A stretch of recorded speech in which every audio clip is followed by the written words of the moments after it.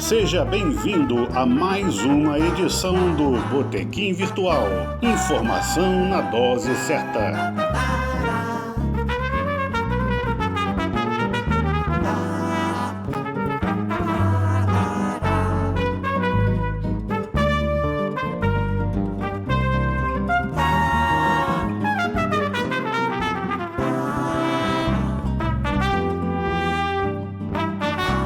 Olá, amigos e amigas do Botequim Virtual, estamos de volta, sempre oferecendo para vocês uma entrevista nova, às sextas-feiras, às 13 horas. Sexta-feira, 13, mas é 13 horas. No nosso canal, Botequim Virtual 2020. E aqueles que forem lá, não esqueçam de se inscrever e clicar no sininho, né? Para quando tiver uma nova entrevista, vocês serem avisados. Hoje, novamente, nosso Botequim está em festa. Na última entrevista... foi maravilhosa, né, com o Frei Xavier, mas a gente falou de alguns assuntos não muito agradáveis, trabalho escravo e esse tipo de coisa. Mas agora nós estamos novamente na área que mais nos agrada, que é a música, inclusive que nos dá mais orgulho, que é a música brasileira, embora ela também enfrente seus desafios. E é por isso mesmo que a gente chamou uma pessoa que tem muito esse perfil. Ele carrega a bandeira da música brasileira com a competência que ele tem de cantor, de compositor, há muitos anos na estrada, mas também ele procura, ele toma iniciativas no sentido de prestigiar os compositores, aquelas pessoas os músicos que muitas vezes não são vistas. A pessoa compra o disco do Zeca Pagodinho, mas não se preocupa em saber quais são os autores e alguns músicos. E esse cara é o Ernesto Pires, nosso amigo e amigo da música brasileira. Tudo bem, Ernesto? Ô, Rogério, muito obrigado aí pelas palavras. Tudo bem? Boa tarde, ouvintes. É um prazer enorme estar aqui no programa com vocês. E vamos falar um pouquinho de música, né? Vamos sim. Hoje aqui nós estamos, Ernesto, no nosso botequim, tem duas mulheres. A Marina Neri, que está chegando agora, e a Alana Gandra. Muito nos honra isso, porque os botequins, às vezes, são espaços de machismo, né? E lugares até onde as mulheres ficam constrangidas. Não é o caso aqui. Aqui as mulheres mandam. Alana e Marina. E o Randolfo de Souza, que é o nosso companheiro de longa data, jornalista da melhor qualidade e com muita experiência, né? E quem está chegando agora é o nosso segundo convidado, que vai dividir a mesa aqui com o Ernesto e com os nossos colegas, que é o Matias Bidart, que ele, além de músico, ele também foi, vamos dizer, eleito, escolhido, né, para levar à frente o nosso botequim Bip Bip, que é uma das inspirações do nosso programa, né? A gente se inspira nas entrevistas do Pasquim e nos botequins, como o próprio nome diz. Mas alguns botequins, como o Bip Bip, são a inspiração maior. Então, o Matias Bidart está aqui com a gente, que ele também é músico, ótimo violonista, e nesse momento, inclusive, ele é argentino. Não são poucos os argentinos que são fãs da música brasileira e tocam muito bem, né? Já tivemos aqui o Jorgito, que também é argentino, e muitas vezes até mais do que os brasileiros, né? E o Matias está na Argentina, vai tocar, inclusive, nessa sexta-feira, a gente vai ouvir dele todas essas informações.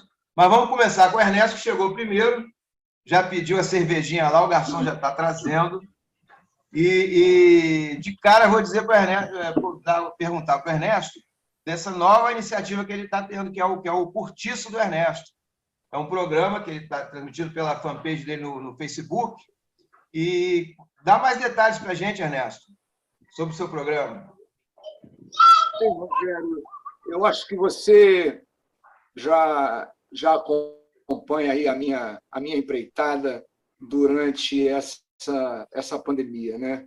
A gente, desde maio do ano passado, a gente começou um programa que era a série Patronos, né, em que a gente homenageava a cada semana um compositor de samba.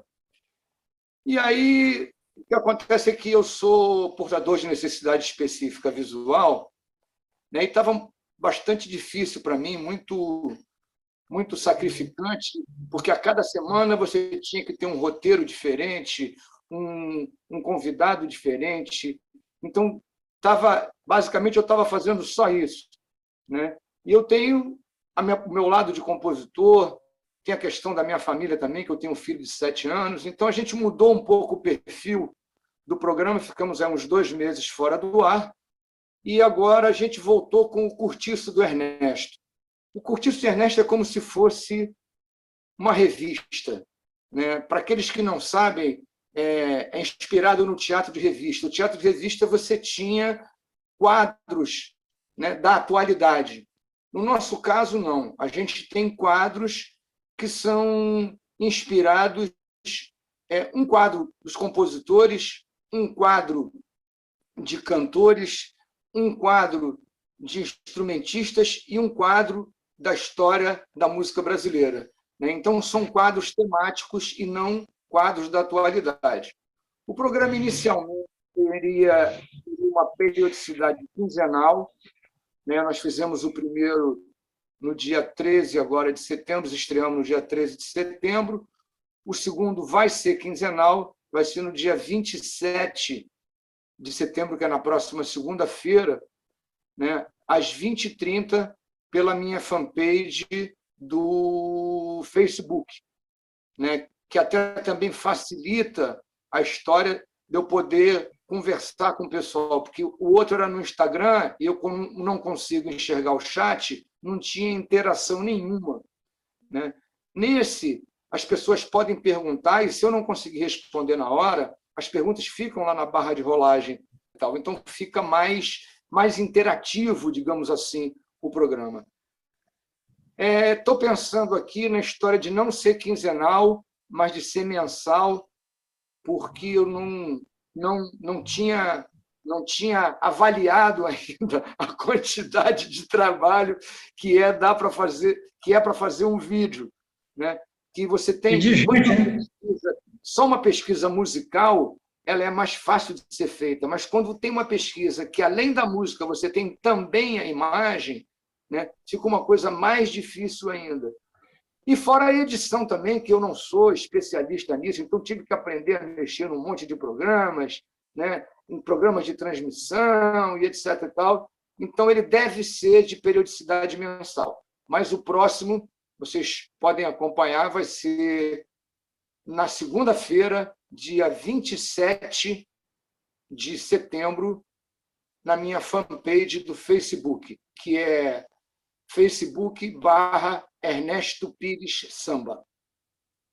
Maravilha. Quinzenal ou mensal, o Cortiço será a maior curtição, né? O Randolfo quer falar, Randolfo? Já, Ernesto, você falou que espécie de um teatro-revista, né? Um quadro histórico, quadro música, quadro instrumental e contemporaneidade. Agora, existe um tema único para esses 4 quadros? Não. Eles são quadros isolados, entendeu? Porque, por exemplo, efetivamente o objetivo de você focar, né, em algumas coisas que não existem hoje. Por exemplo, a gente não tem hoje um fio condutor da música brasileira. Então, esse quadro ele começou no século XVI, a música brasileira do século XVI. Esse agora, o programa do dia 27, vai ser o século XVII. E a gente começou na Península Ibérica, começamos na África, entendeu? E começamos aqui no Brasil, nos Índios, quando não tinha ninguém. Então, começamos daí a história musical e estamos querendo chegar até os dias de hoje. A cada programa a gente vai seguindo essa história. Esse é um quadro. O outro quadro, né, seria dos compositores, que a gente chama de poetas e melodistas, onde a gente apresenta a história desse compositor, né, onde a gente apresenta músicas desse compositor. Da mesma forma, a gente faz isso com as vozes, né? também tentando pegar vozes de todos os tempos. O problema é que a história do vídeo te limita um pouco, mas aí a gente vai começar a fazer a voz com fotografias, de forma que a gente possa contemplar, né, os que daquela época não tinham vídeo, que hoje todo mundo tem vídeo, né? Mas se você pegar, por exemplo, até 1970, é muito difícil você encontrar vídeo dessas pessoas, né? Eu fiz agora, por exemplo, nesse próximo programa, a gente tem Paulão Sete Cordas, Dona Ivone Lara, né, e Ciro Monteiro. Pô, o Ciro Monteiro foi uma dificuldade. O Ciro Monteiro morreu outro dia, entendeu? Pô, morreu na década de 70, mas mesmo para o Ciro Monteiro foi uma dificuldade conseguir material. Então, quer dizer, para todos eles é isso. E um outro aspecto também, né? Então, com relação às vozes e aos compositores, a história, eu já falei, a história dos instrumentistas, né? Porque todo mundo escuta a música, mas não sabe qual é o cara que está tirando aquele som, nunca viu a cara daquele cara, não sabe quem é, entendeu? Não sabe qual é o trabalho dele, não sabe qual foi a carreira que ele teve.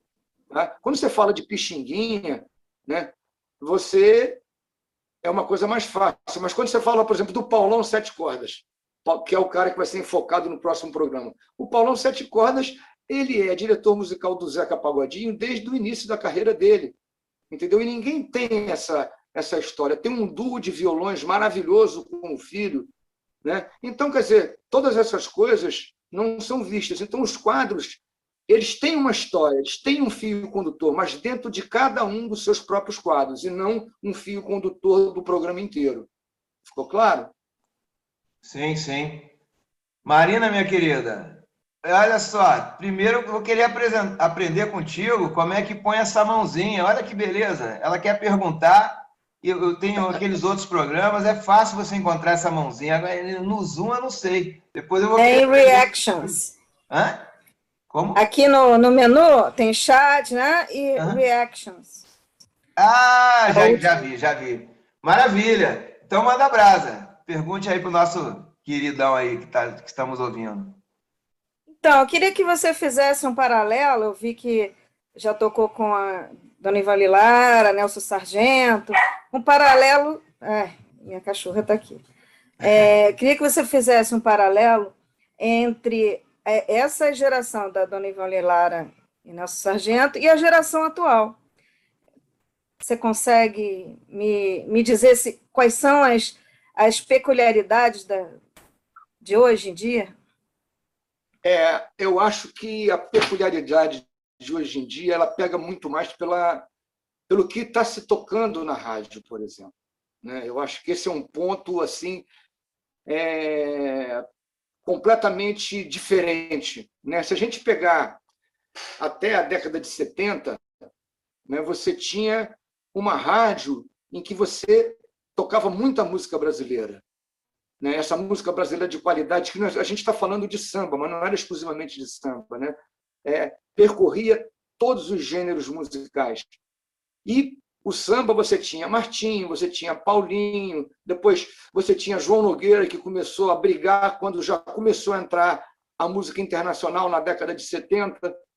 Né? O João Nogueira fez o Clube do Samba exatamente para isso, mas mesmo assim conseguia furar, né? Porque você tinha aí, nessa geração de 70, você tinha a própria Dona Ivone, você tinha Clara Nunes, você tinha João Nogueira, né? Você tinha uma série de outros que conseguiam furar esse bloqueio e tocar no rádio. Hoje, a gente tem muita gente com muita competência que não consegue tocar em lugar nenhum. Não chega no rádio, não chega na TV, porque a música hoje ela deixou de ser música, ela deixou de ser arte para passar a ser entretenimento, né? E quando passa a ser entretenimento, o meu pensamento é que ela tem que ser renovada a cada dia, né? Então, é uma música que não tem conteúdo, porque a coisa que tem conteúdo, ela fica, ela marca, ela não vai embora, né? Então, tem que ser aquele negócio que se consome, né? Como uma laranja. Você pega a laranja, você morde a laranja, cospe, chupa o sumo e joga o bagaço fora. Entendeu? Então, é isso que hoje as produtoras musicais e as rádios estão fazendo. Então, não há oportunidade da gente, por exemplo, aparecer nas rádios, não há oportunidade da gente aparecer na televisão. Você tem um ou outro que consegue furar esse bloqueio, mas se você liga a rádio atualmente, é todo mundo que paga para poder estar tocando na rádio, né? Isso aí, o que tem por trás? Tem toda uma máquina de uma gravadora e etc. e tal, que tem essa política de tratar a música como entretenimento e não como arte. Eu acho que essa é a questão fundamental da diferença, porque tanto em termos rítmicos quanto em termos de qualidade musical, nós temos muita gente produzindo música hoje, né, e que não consegue dar visibilidade para a sua arte. Isso torna cada vez mais importante o trabalho de baluartes aí, como o Luiz Pimentel, na revista Música Brasileira, como o Adelson Alves, né? E de iniciativas como essa que o Ernesto está tendo aí do Curtiço. Mas, Ernesto, nós estamos encaminhando aqui para o final da primeira parte do nosso programa, devido à limitação do aplicativo, né? Vamos cantar um samba para receber o Matias? Vamos.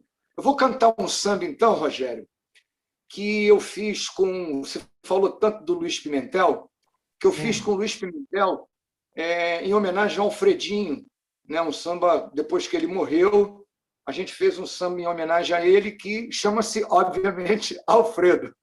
Ótimo link para a gente receber o Matias. E o Pimenta então, é um queridão, né? O Pimenta me deu a oportunidade de trabalhar logo que eu me formei, assim como o Randolfo, né?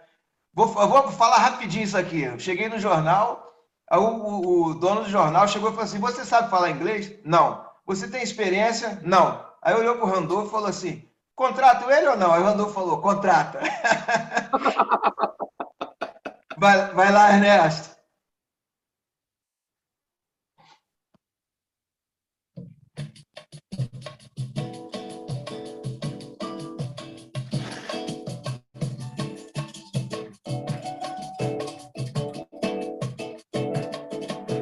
Ele amava o Mané, perna torta, e João sem medo, colhia da horta do amor o seu segredo.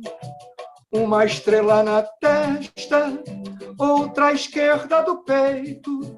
A sede dele é sagrada, matar a fome um direito. Quando os desejos se igualam, o sonho não é desfeito. Refaço o gesto e a fala para imitar o seu jeito. Quando a verdade se instala, não há jogada perdida. Alfredo presente, na ausência ou despedida. Sinto a saudade chegar na mesa onde você cantou pra subir. Deixo o filme lembrar os esporros que recebi. Candonga do Gurufim, rochedo do quebra-mar, mestre Sala do Botequim, o teu exemplo a inspirar. Candonga do Gurufim, rochedo do quebra-mar, mestre Sala do Botequim, o teu exemplo a inspirar. Ele amava o Mané, perna torta, e João sem medo, colhia da horta do amor o seu segredo. Uma estrela na testa, outra à esquerda do peito. A sede dele é sagrada, matar a fome um direito. Quando os desejos se igualam, o sonho não é desfeito. Refaço o gesto e a fala para imitar o seu jeito. Quando a verdade se instala, não há jogada perdida. Alfredo presente, na ausência ou despedida. Sinto a saudade chegar na mesa onde você cantou pra subir. Deixo o filme lembrar dos esporros que recebi. Candonga do Burufim, rochedo do quebra-mar, mestre sala do botequim, o teu exemplo a inspirar. Candonga do Burufim, rochedo do quebra-mar, mestre sala do botequim, o teu exemplo a inspirar. O teu exemplo a inspirar. Beleza. Grande Alfredo. Espero que esteja Rogério, lá com o Papai do Céu curtindo o que ele está vendo lá de cima, certamente. As pessoas que na semana passada se reuniram para comemorar mais um aniversário dele, que os aniversários do Alfredo eram verdadeiras festas de confraternização e solidariedade, né? Ele que acho que iniciou com essa história de o presente que ele queria era um alimento não perecível, era alguma ação em favor dos que precisam, né? Mas uma marca do Alfredo era as broncas que ele dava, né? Eu pergunto aqui para o Matias. Matias, você é bravo assim, igual ao Alfredo? Claro que não, porra. Boa tarde a todos aí, desculpa chegar atrasado. Boa tarde, meu amigo. Não, nós estamos aqui, Botequim é assim mesmo, né? E a gente está chegando perto do intervalo e nós vamos voltar com você, tá bom? Para saber o que até os planos, né, do Bip Bip, porque agora tá se ensaiando uma retomada, né, dessa pandemia. E também saber de você que está aí na Argentina, vai tocar, né, essa semana. Se tiver algum argentino ouvindo, já pode ir lá em Buenos Aires. É no Bar do Roberto, não, né? É no Bar do Roberto? Olha que beleza. Sim. Então, o Bar do Roberto é o Bip Bip de Buenos Aires. A parte dos ouvintes talvez não conheçam o Bip Bip, né? Conta o que é o Bip Bip e como você o conheceu e como chegou agora a estar realmente substituindo o Alfredo, né? Pois é, contar o que o BIP é muito difícil, né? O BIP é tudo, 3 minutos, então? É impossível. Alfredinho também, né? É um espaço fundamental para a humanidade. O que se forma aí, o que acontece ali, é muito forte, muito forte. Não sei como explicar com palavras. É muito forte. Sim. É um lugar, como você disse, né? É um lugar pequeno, mas que é fundamental para a humanidade, né? Se fosse como o Bip Bip. Não, as lutas que tem ali, a cultura, né? Se respira toda hora. Sobre todo quando o Alfredo vivia, né? Também, com aqueles esporros, aqueles discursos. Muita saudade daquilo tudo. Mas o BIP mesmo continua resistindo. Sim. Essa alma de Alfredo. Talvez falta um pouco aqueles esporros, aquela coisa que ele fazia diariamente, né, na porta. Mas continua acontecendo por trás. Talvez sem gritar, sem... Sim, continua. E o BIP somos todos nós, né? Principalmente vocês que estão mais assim na dianteira, mas todas as pessoas que frequentam são um pouco donas do Bip Bip, né? Pois é, Alfredo aglomerava as pessoas, né? Juntava, ele unia. Exato. Eu conheci o Bip Bip por acaso. Eu fui ao dentista, o dentista deu bolo, e eu fui dar uma volta por ali. Aí vi. Primeiro eu vi a Cristina Buarque no balcão ali, tomando uma cerveja. Falei, Cristina Buarque, aí entrei.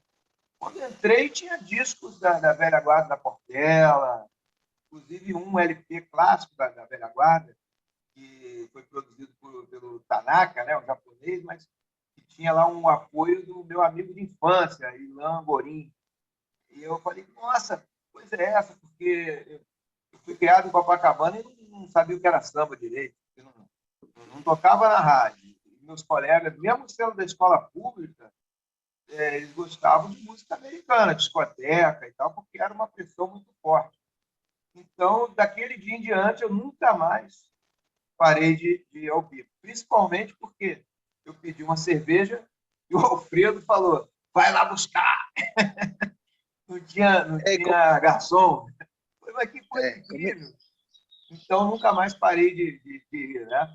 Agora, chegou aqui também, ô Matias, o Hélio, né? O Hélio Silveira, que é outro companheiro nosso aqui de Botequim, frequentador assíduo.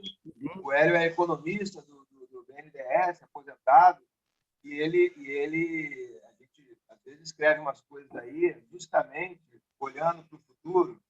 A indústria, lamentavelmente não, pode ser muito bom, pode ser a redenção, como a gente fala, né? Não oferece mais aqueles empregos. Então, a humanidade está num dilema. Como vai produzir trabalho para todo mundo? E aí a cultura é um setor que, com certeza, vai aliviar esse problema, se o Estado, né, tiver consciência dessa importância. Mas, no caso do Brasil, a música brasileira é um produto de exportação com grande valor agregado, né? E a prova disso é o Matias. O Matias é argentino e vai tocar hoje, né, Matias? Hoje não, essa semana, não é isso? Sim, amanhã num espaço que daqui do bairro e no domingo isso que é muito bonito. Escuta essa, Rogerinho. Sim. Eu não conhecia o bar do Roberto, o boliche de Roberto. Não conhecia. Poxa. Quem me falou, tem que ir lá, porra. Quem foi? Alfredinho. Modéstia à parte, fui eu que dei essa dica para ele. Olha só. Inclusive, dei a dica do Milonga, ele falou, eu dormia, aquilo é chato pra caramba. Mas o bar do Roberto, ele gostou.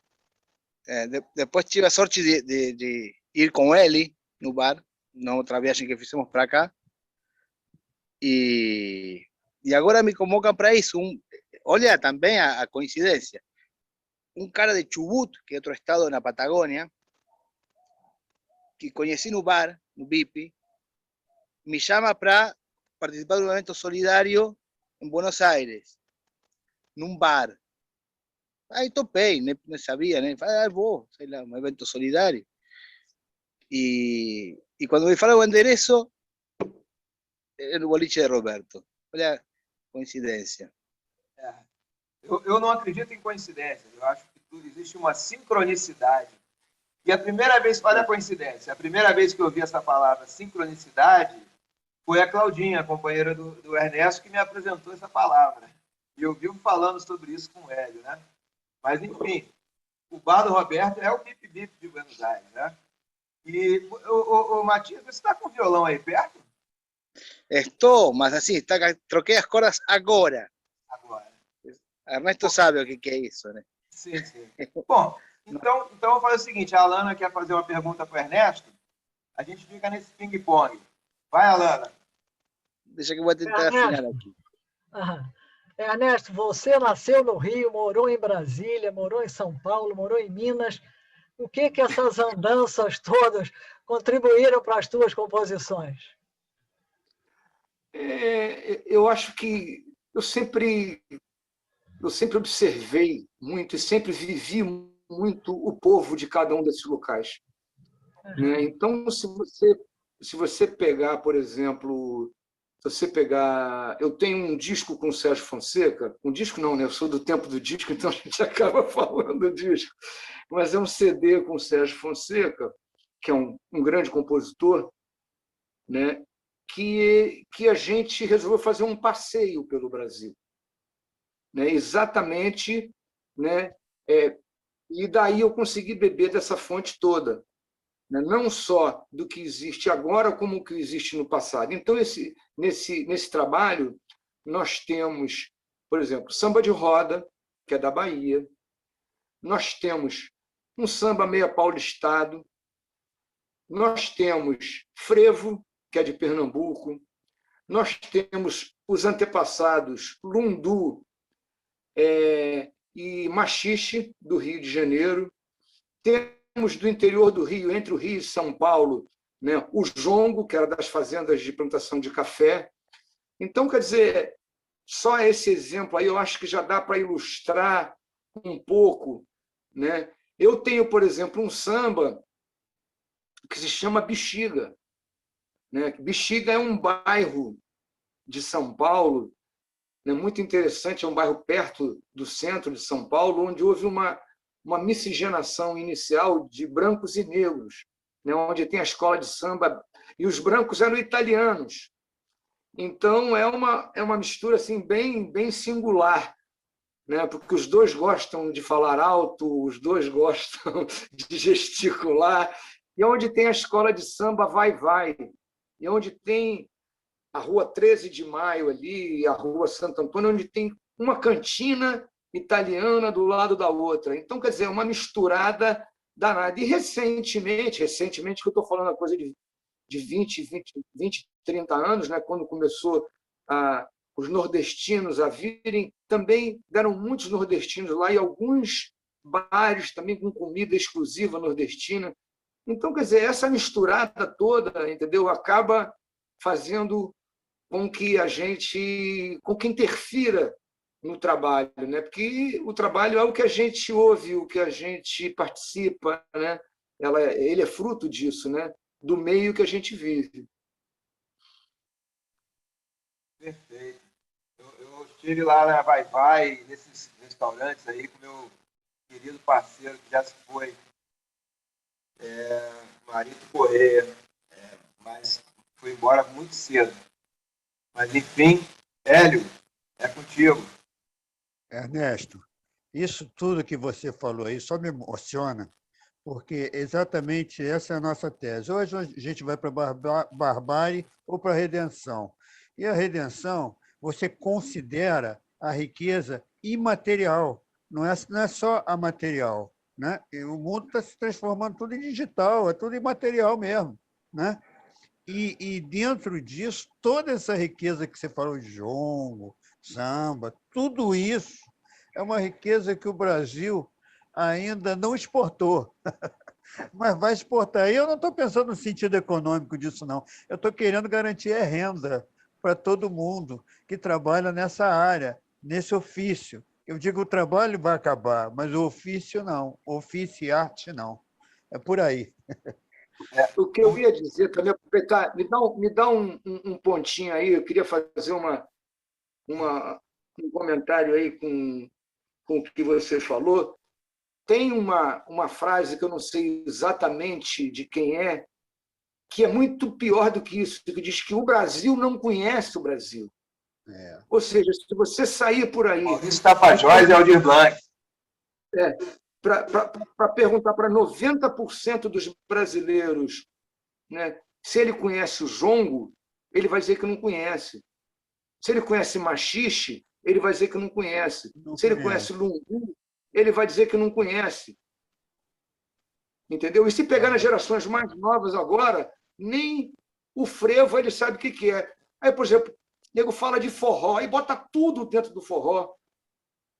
Não sabe que ali existem pelo menos 3 ritmos, né? Que você teria o chachado, você teria o baião e você teria o shot, só para começar. Entendeu? Que se a gente quiser, vai a pisada, já tem um monte de outras coisas aí que tem no meio, né? Então, eu acho que um dos objetivos desses programas que eu faço, entendeu? É exatamente esse, é dar visibilidade, entendeu? É dar visibilidade para essa cultura, entendeu? Para que as pessoas, pelo menos, tenham oportunidade de conhecer essa cultura, já que a maioria não vai aos livros, pelo menos que isso tenha disponível. Isso tudo está na minha página, na minha página do YouTube, entendeu? Em que esses programas todos que eu faço, eu posto lá na página do YouTube exatamente com esse objetivo, para que se tenha uma fonte, né, de pesquisa e de conhecimento, né, disso que a gente faz, né? Mas é aquilo que você falou, né? a questão do emprego não se tem, o que vai se ter é o ofício, né? E o ideal, né? O meu ideal é que a gente conseguisse dividir os ofícios e os empregos para todo mundo, né? E que a gente trabalhasse o número de horas que fossem necessárias por dia e que o resto a gente fosse aproveitar a vida. Né? O problema, Ernesto, Eu comia Ernesto, matiza na pista, entendeu? É Ernesto, isso que eu sonho. Ernesto, quando você entra na área do officiarte, o problema é que você não para mais de trabalhar, você vai trabalhar 24 horas por dia por prazer. É verdade. Pois é. O Hélio, o Alfredinho certamente diria que toda riqueza é imaterial. A verdadeira riqueza é imaterial. Imaterial, é ser humano, pô. Agora, então, eu vou aproveitar e pedir para o Matias, então, dá uma canjinha aí, Matias.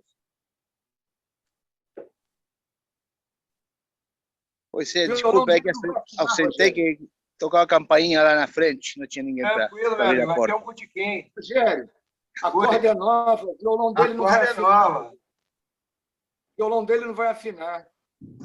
Acorda, amor.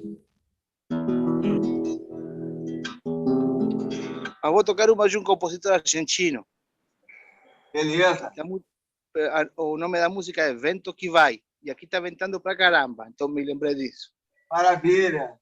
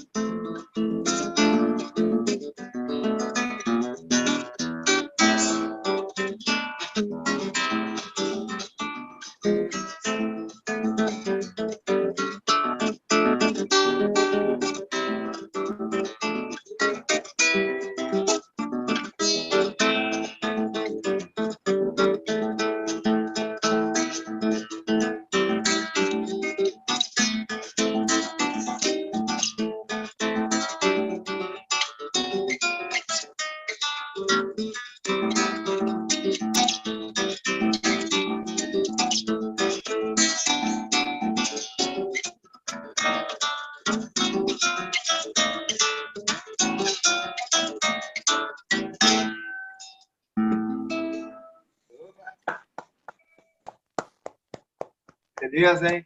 Compositor. Guillermo Reuter. Como o nome? Como o nome dele? Guillermo Reuter. É um argentino com um swing bem Baden Powell, né? E eu lembrei 2 vezes do Baden Powell agora, nesse nosso papo aqui, porque eu tive a honra de fazer a penúltima entrevista do Baden, né?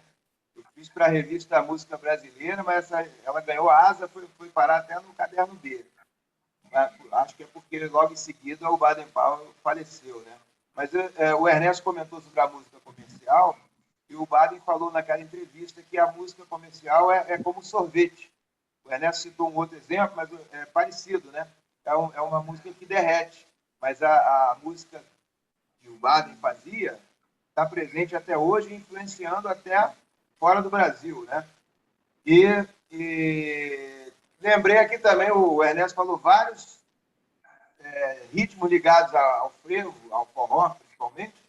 Eu queria perguntar para o Randolfo. Randolfo, você que é um dançarino de mão cheia, de pé cheio, você diferencia o shot do chachado, do forró de pé de serra na hora que vai dançar?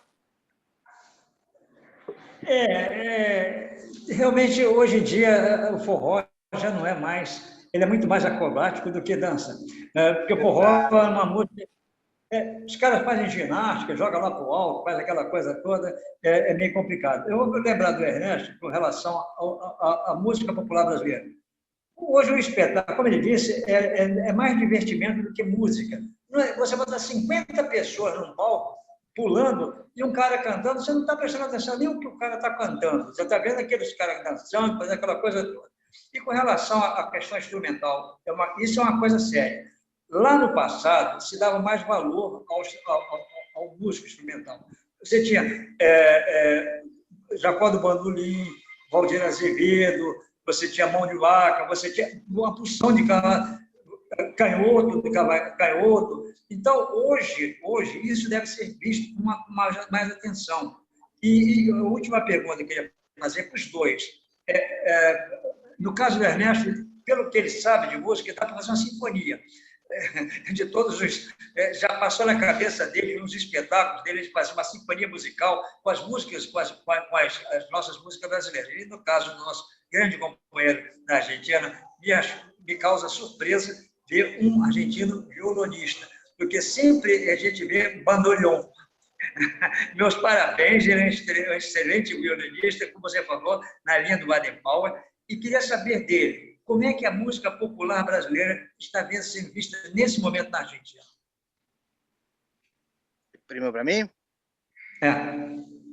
Está crescendo muito aqui de um tempo para cá, uns 15, 20 anos, talvez. Mas, porque antigamente, assim, eu não era nascido, né? Eu soube porque contaram, mas nos anos 70, quem vinha muito para cá era Vinícius. Passava temporadas, 2, 3 meses. E veio muito ligado na bossa nova ali. E o samba não era muito popular aqui. Hoje em dia, tem mudado muito. Tem pequenas, não escolas, né, mas pequenas rodas que se fazem. Bom, agora a pandemia parou no mundo, né, mas tinha em vários bairros, assim, aqui no sul, na zona sul de Buenos Aires, em La Plata, que é a capital do estado de Buenos Aires. Na cidade tem mais 2 ou 3 também, que estão fazendo rodas de samba.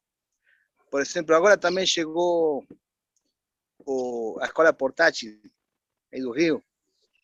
Tem como um satélite, vamos chamar assim, um satélite aqui em Buenos Aires, com o grupo Mistura e Manda. E estão fazendo a escola também, tipo assim, se juntam numa praça, no espaço aberto, lá na cidade, né? Isso tem já antes da pandemia tinha começado. Depois, que mais? Tem alguma outra escola de choro também. Estão tocando em alguns bares. Estão tocando. Estou falando, vai voltar logo, mas estavam fazendo alguns bares rodas de choro também, com músicos argentinos. E a metade, ou a maioria de todos eles já passaram pelo BIP. Isso que é muito bom. Esses músicos estão fazendo o mesmo estilo, né, de roda, assim, em bares aqui em Buenos Aires. O BIP é uma embaixada mesmo, né?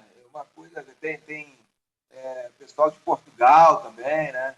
Até do Japão, uma maravilha. Mas assim, tem, Agora- tem rádio, tem rádios especializadas em samba, tem agora negócio de Instagram, YouTube, Zoom, assim também, especializados em música brasileira. Tá, acho que estão dando muita mais bola que antigamente. Muito bom para unir os nossos povos, né? Que são separados por tantas bobagens aí, que são cultuadas até no futebol, né? Rivalidades sem sentido, né? Agora, bom, Alana, quer perguntar? Eu quero perguntar ao Matias como é que eles se conheceram, ele e o Ernesto se conheceram.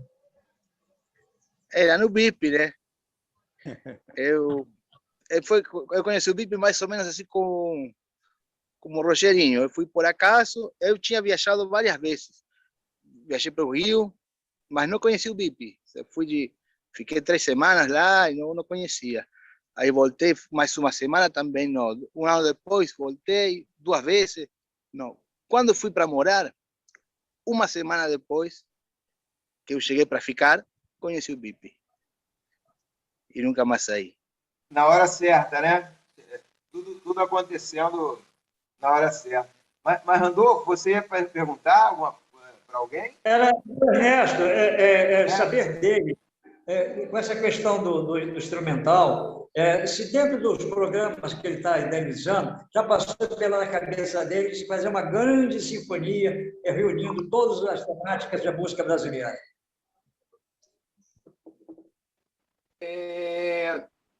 Deu uma picotada, eu não entendi o início da pergunta. Vamos lá. A gente esqueceu de falar em ciranda, maracatu, muita coisa lá do Nordeste, né? Mas se um dia já passou pela sua cabeça, com tantos variantes musicais que o Brasil tem, se passou na sua cabeça de fazer uma grande sinfonia reunindo tudo isso? Numa obra só, não. Isso não passou pela minha cabeça, não. Agora, como eu já tinha falado antes, no meu disco Terra Batida, né, você tem isso tudo. Entendeu? Você tem esses ritmos todos que eu tinha falado. Entendeu? Cada música é uma. Entendeu? Eu acho que é um pouco... não entra muito na minha cabeça você conseguir reunir isso tudo numa música só. Mas você conseguiria fazer isso em músicas diferentes. E foi isso que a gente fez no Terra Batida. Entendeu? Se você pesquisar aí, tem aí no Spotify, etc. e tal, você vai ver que cada música é um ritmo completamente diferente do outro, reunindo aí de 6 a 7 ritmos diferentes da música brasileira. Entendeu? Agora, deve ter te dado um trabalho com relação à percussão, né? Não só com relação à percussão, porque efetivamente, se você for pensar, o instrumental é diferente, né? O que você usa, por exemplo, num você usa mais sopro, no outro, basicamente, você pega no jongo, por exemplo, só tem tambor. Né? Você não tem instrumento de cordas, você não tem instrumento de sopro. Você já pega, por exemplo, um caboclinho, né, lá de Pernambuco, como no maracatu também. No maracatu você não tem instrumento de agora botam até guitarra, botam baixo, botam o diabo. Mas se você for na essência, o maracatu é tambor, né? E no caboclinho, por exemplo, já tem muita flauta, né? Se você for aqui no choro, por exemplo, já é o contrário, já tem pouca percussão, você quando tem um pandeiro e tem muito mais as cordas e os sopros, né? Então, quer dizer, você tem aí um universo que você pode trabalhar. Tem uma coisa que eu vi em que, de repente, se tentou fazer isso que você está falando, que foi aquele genial que é o Naná Vasconcelos. Nesse meu primeiro programa, o instrumentista que foi enfocado foi o Naná Vasconcelos.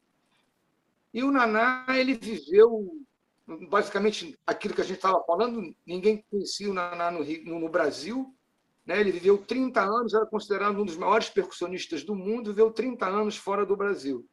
E só voltava ao Brasil por conta de um projeto que ele tinha com as crianças pobres em Pernambuco, né? e que ele fazia corais, né, com essas crianças, misturando tudo. Porque, para quem não conhece, o Naná, por exemplo, ele pegava uma plateia, dividia em 4, né, e ele pegava, por exemplo, cada quarto dessa plateia fazia um som diferente. Um fazia dega, dega, dega, dega, dega, dega, dega, outro fazia pim-pom, pim-pom, o outro fazia tuc-tuc, tuc-tuc, o outro fazia ó. E aí ele só com o berimbau dele, ele ia apontando com a baqueta do berimbau para cada um e fazia uma sinfonia com isso tudo. Então o Naná dizia que ele só voltava ao Brasil por causa desse projeto, né, porque era um projeto que ele achava que a música, a nível social, era a única coisa que podia dar liberdade às pessoas e que podia dar uma sobrevivência para essas pessoas. Então, tem aí também na internet chamado ABC Musical, em que ele reúne essas crianças com as percussões dele e com uma orquestra sinfônica. Então, quer dizer, sendo que o repertório da orquestra sinfônica era muito baseado na música popular. Então, aí tem um pouco dessa tua ideia, mais ou menos, que você perguntou se eu poderia fazer. Vai lá que nós estamos juntos, cara. Realmente é um trabalhão, você vai ter que pesquisar demais. É isso. Estou ouvindo vocês. Mas é um legal. Tem muita coisa, ouvindo vocês, muita coisa passando aqui na minha cabeça. Primeiro, queria mandar um beijo para a Rosali Lima, cantora, que está nos ouvindo. E ela, algumas vezes, foi com o Vinícius nessas excursões a Buenos Aires, Montevidéu, e é uma queridona que é ouvinte do nosso programa. Eu lembrei do mestre Darcy, que ele falava o samba não veio nem da Bahia, nem do Rio, veio de Minas, porque o jongo, não se ouve mais jongo na África, ele foi preservado aqui na zona da Mata Mineira, e depois, com o fim da escravidão, vieram para as favelas e tal, e o jongo o mais importante do samba é o jongo. Né? Já é bem polêmica essa tese, né? Mas ele falava muito isso. Diga, porque Neto. tem muita coisa que veio do Vale do Paraíba, né? Também. Aqui no Rio, tem muita gente e o nosso jongo é muito mais do Vale do Paraíba. Tem influências mineiras, sim, mas ele é muito mais vindo do Vale do Paraíba. É porque o jongo é muito produzido como se fosse uma diversão nas fazendas de café, entendeu? Então, quer dizer, isso é o que se tem de registro. Sim. Né? E as fazendas de café eram mais ali no Vale do Paraíba.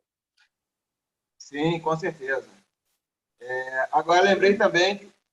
Clementina, por exemplo, tem essa origem. Clementina, por exemplo, é dessa origem do Vale do Paraíba. Perfeito.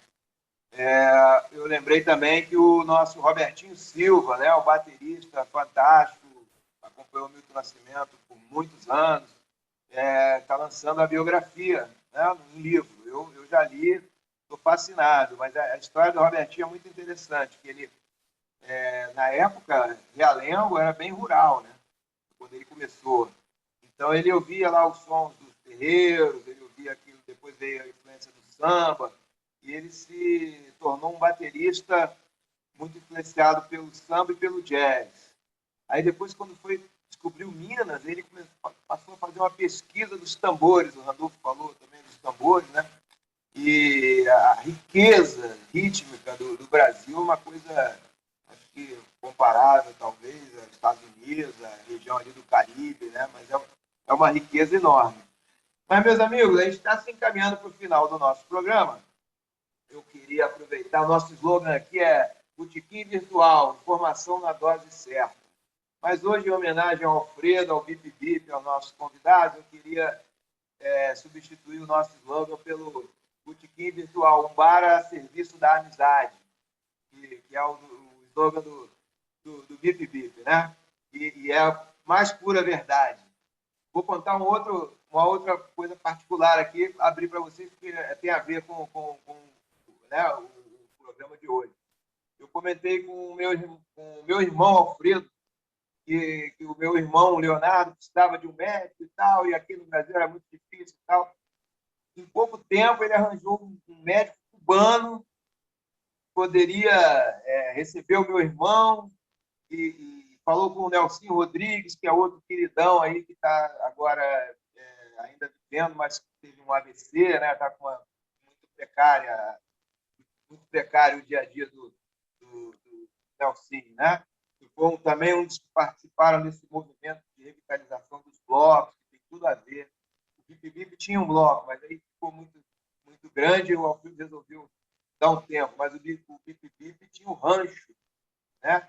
Que é um projeto maravilhoso que teve desdobramento, com vários músicos tocando, esses músicos que também vieram a fazer parte da Escola Portátil de Música, que o Matias citou, que já tem até um núcleo na Argentina, que eu não sabia, né?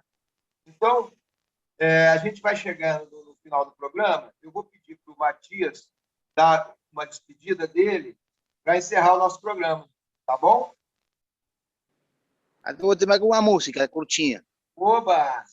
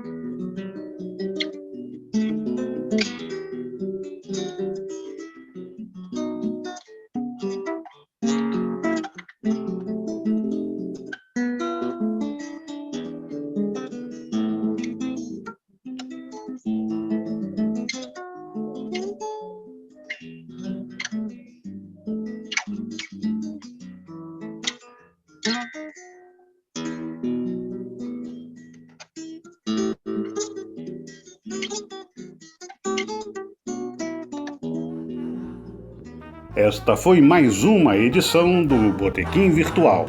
Informação na dose certa. Até a próxima.